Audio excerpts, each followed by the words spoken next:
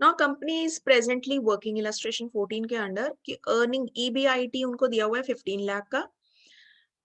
उनकी present boring status क्या है? कंपनी ने ऑलरेडी 15% पे टर्म लोन ले रखा है 50 लाख। जब टर्म लोन वर्ड आता है that means long term loans. Bank से एक और बोरिंग 33 लाख की करी है 20% पे, और पब्लिक से डिपॉजिट ले रखा है 15 लाख का एट 14%।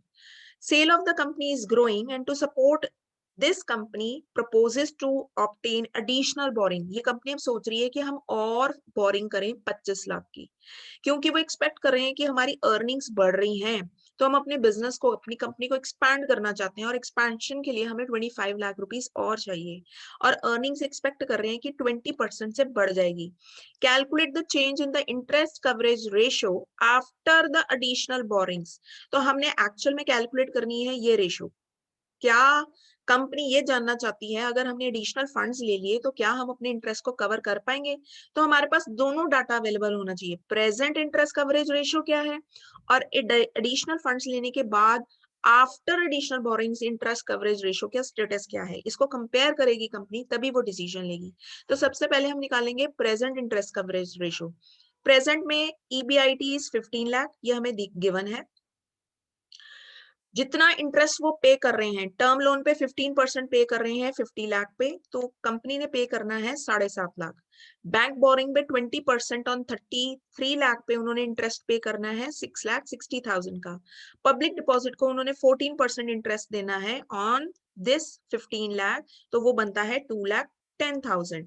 तो टोटल इंटरेस्ट जो कंपनी पे कर रही है, यहाँ पे एक ये लाइन ड्रॉ होनी चाहिए थी, this is total interest charges जो एक कंपनी को पड़ रहे हैं एट प्रेजेंट, वो हर अपनी बोरिंग्स पे 16,20,000 का इंटरेस्ट पे कर रहे हैं। तो इनकी इंटरेस्ट कवरेज रेशियो चल रही है by the formula EBIT upon interest charges, 15 lakh upon 16.20, तो 0.93 उनको कवरेज रेशियो आ रही है।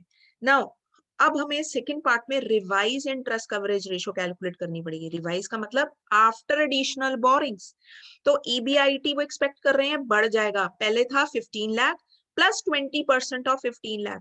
तो 20% 15 लाख पे जब हम कैलकुलेट करते हैं, या तो डायरेक्ट निकाल लो 120% ऑफ 15 लाख, या आप इस तरह से भी कर सकते हो 15 लाख प्लस 20% जो वो एक्सपेक्ट कर रहे हैं इंक्रीज होगा ऑन 15 लाख, तो ये अमाउंट आ जाएगी आपकी 18 लाख। एग्जिस्टिंग चार्जेस जो उनको बेयर करने ही पड़ेंगे वो हम यहाँ से उठाएंगे, इसीलिए हमने पहले प्रेजेंट अमाउंट कैलकुलेट करी थी, दैट इज 16,20,000। ये तो पुराने चार्जेस हैं जो उनको पे करने ही करने। और बोरिंग्स जो उन्होंने 25 लाख की करी, जो वो सोच रहे थे ये 25 लाख की और बोरिंग करेंगे, तो उनको कितना एडिशनल चार्जेस पड़ेंगे ना? बोरिंग पे एडिशनल बोरिंग्स, बोरिंग अगर करते हैं तो कितना इंटरेस्ट पे करना पड़ेगा? वर्ड बोरिंग है, बोरिंग मतलब फ्रॉम द बैंक, उसका इंटरेस्ट आपको दिया हुआ है 20%। तो 20% on 25 lakh, this additional interest उनको और पे करना पड़ेगा, that comes to be 5 lakh. तो अब रिवाइज्ड स्टेटस क्या है कंपनी का कि उनको इंटरेस्ट पड़ेगा 21,20,000 का। तो कवरेज रेशियो प्रेजेंट थी 0.93, अब जो रिवाइज आ गई again revise EBIT upon the propose interest charges 18 lakh upon 21,20,000, तो वो आती है 0.85। अब हमारे पास दोनों है, पहले क्या स्टेटस था इंटरेस्ट कवरेज रेशियो का, दैट वाज 0.93। अगर हम और एडिशनल फंड्स लेते हैं तो हमारी इंटरेस्ट कवरेज रेशियो रिड्यूस होकर 0.85 पे चली जाती है। तो हम क्या एनालिसिस देंगे? Due to the burden of interest on additional borrowings of 25 lakh, it will affect adversely affect the interest coverage ratio which is reduced from 0.93 to 0.85। तो that means अब कंपनी की कैपेसिटी कम हो गई अपना इंटरेस्ट पे करने की, क्योंकि उन्होंने ज्यादा बोरिंग कर ली है। तो हद से ज्यादा बोरिंग करनी भी सूटेबल नहीं होती है कंपनी के लिए। तो उनका इंटरेस्ट कवरेज रेशियो जो अच्छा आ रहा था 0.93, वो रिड्यूस हो गया है बाय 8%। 8% कैसे आया? 0.93 माइनस 0.85 ना, 8% से रिड्यूस होके वो 0.85 पे चला गया है।